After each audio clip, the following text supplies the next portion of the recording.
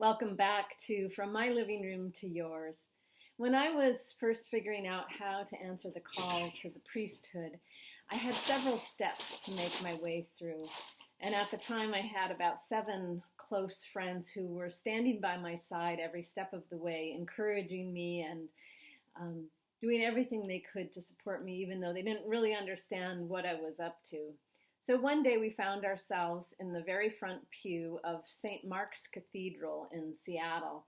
I was there to be received by the Episcopal Church, and they were there to cheer me on.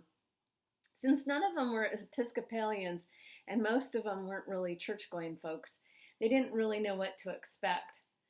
So when the bishop, who is long since retired, got in the pulpit and started singing a cappella, they were all doing their best not to giggle out loud. None of us looked at each other because we knew we would bust up laughing. And did I mention, we were in the front pew.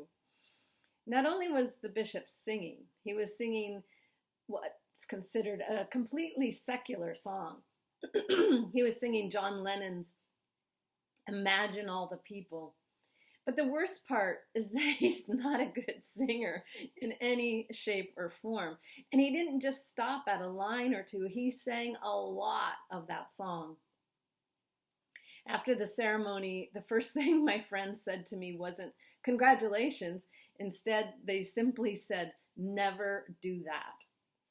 I guess I haven't kept my promise, as I have sung in the pulpit in my own warbly voice. But that hilarious memory binds us forever together. And actually, even though it is a so-called secular song, Imagine All the People does have a very powerful message. Imagine all the people living in peace.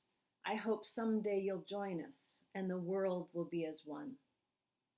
Yesterday, September 21st, was the International Day of Peace, which is how I got to thinking about that memory. But the other part I've been ruminating on is the importance of imagination. That we as Christians are hopeful people, but without imagination, I don't know if hope is possible.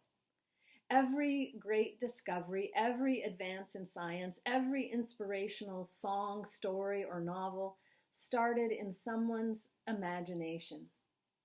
I think it's true. We need to be able to imagine all the people standing together in peace before it's possible. It's not dreaming. Imagining is the first step in bringing something into reality. Imagine how the world could be transformed if we were all using our imaginations to envision a better, more peaceful future. Happy belated International Day of Peace. And until next time, be humble, be grateful, be kind, and use your imagination for good.